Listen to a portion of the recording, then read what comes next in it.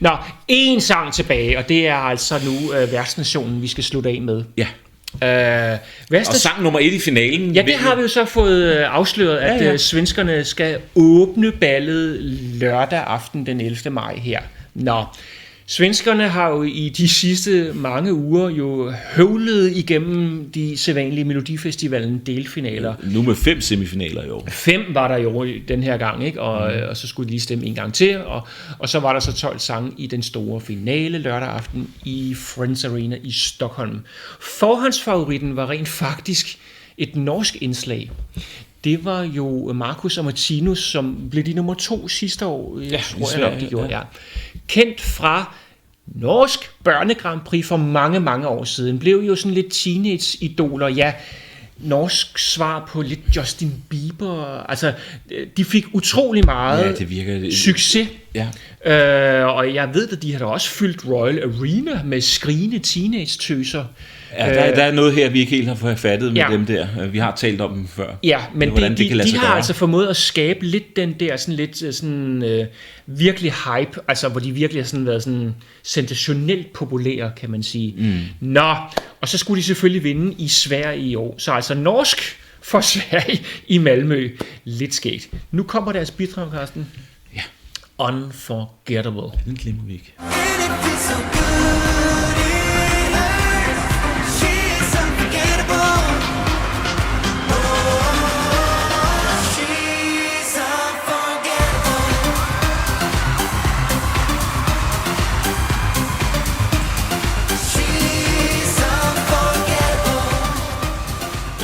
I alle det må man vinkler sige.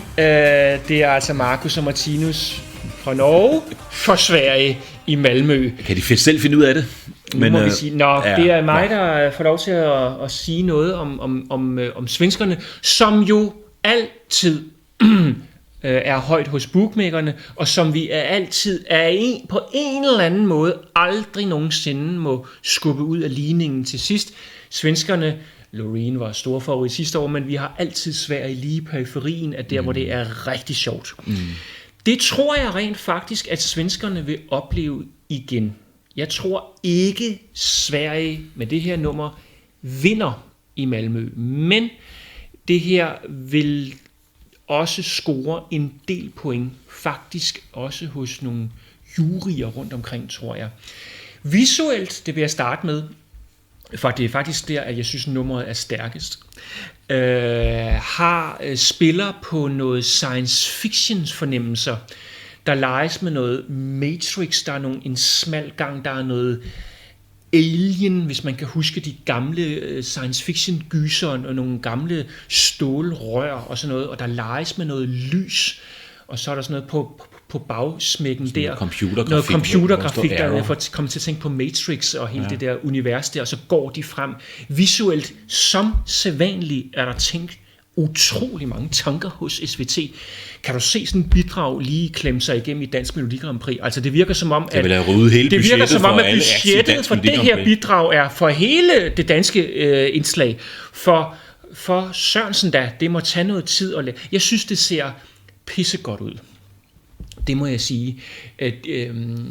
Visuelt forstår svenskerne bare gang på gang at sælge varen. Ja.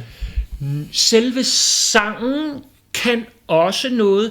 Den er et mix af noget, de tidligere har deltaget med, hvis du spørger mig. Der er noget Erik Saade, noget Danny Saucedo, som aldrig vandt, og også noget Benjamin Ingrosso, synes jeg, der mixer lidt sammen i et omkvæd, der er lidt afmålt på en eller anden måde, men det er mere funky og mystik, end det er egentlig sådan bare in your face pop. Den kan lidt af hvert, den her. Et stort 4-tal, efter en lang snak, ender jeg på til Sverige, fordi det er ganske hæderligt det her. Det er ret professionelt. Der er også, man kan næsten ikke høre, de synger live. Jeg synes godt nok, der leges med noget vokal. Er det ikke nærmest kun den ene, der synger faktisk? Det virker som om, det kun den ene af drengene her, der synger. Men det er et sanseligt visuelt bombardement, der kommer mig i møde, og det tror jeg, der er mange, der falder for derude, og jeg synes faktisk også, at nummeret kan noget. Ja, det kan 4 point til Sverige. Jo, det kan noget. Nummeret, det kan det. Unforgettable. Og lige præcis, den husker man. Ja, det synes jeg. men det er jo først og fremmest en tur i Fitness World, ikke? Altså det er en omgang koreografi, som de går lidt ud af hinanden, og de har nogle instrumentale passager i sangen, hvor de kan udleve sig. Og det er der, hvor kræfterne, som du også siger, er lagt. Ja. Det er der, hvor det er det, man skal huske dem for. Og det synes det er ret effektivt med den gang der ligesom bliver bredere og bredere undervejs. Ja, der er noget lys, det leges med ret effektivt med noget lys. Så som publikum bliver det ikke skide fedt at se på det her. Der er mange, der ikke kan se noget som helst. Ja, men for seerne... Ja, og jeg har samme konklusion. Jeg giver en 4, men jeg har... De vinder ikke, men de får et godt mix af point sådan rundt omkring. Ja. Foruden af de åbenlyse 12 point for Norge, og formentlig også for Danmark. Og det er der, hvor jeg har sådan lidt med det svenske, at det skulle være at udvikle sig til et gymnastikshow, et svensk Melodi Grand Prix. Ja. Hvor er talentkonkurrencen i det her? Man kan ikke høre, de synger, synes jeg. Det kan man ikke. Og der bliver gemt sig bag korindspilninger, og alle lyder bare fantastisk derovre. Der er ikke så meget live-moment i Melodifestivalen efterhånden. Nej, og som men det er jo prof nok. Det er jo prof nok, men jeg bliver bare også lidt træt. Altså, hvor var der en Cornelia Jacobs, der lige pludselig tog røven på os, ikke? Ja. Det gør det her nummer overhovedet ikke. Nej. 4 stjerner og professionelt. Men der er nogle teenager derude, der bider på det her. Ja, det er der helt sikkert. Ja, okay. Helt sikkert. 2x4 til Sverige, som sædvanligt forholdsvis højt niveau, men vi trækker lige håndbremsen en lille bit smule og tænker, de vil nok klare sig fint. Ja, og så netop deres sangstemmer. Læg mærke til, at live-versionen her var pitchet ned i toneleje, eller i musikalsk leje, i forhold til studieindspilningen, og det gør man som regel kun med folk, der ikke kan synge særlig godt. Ja. De får nok lidt hjælp fra SVT der i Malmø. De får hele muligheden. Vejen fra SVT til EU er ikke ret lang, har vi talt om. Ja. Nå, men de så sang nummer 1, så kan de jo i starten af showet nå at stille alle de der vægge op, jo, kan man sige. Eller hvad.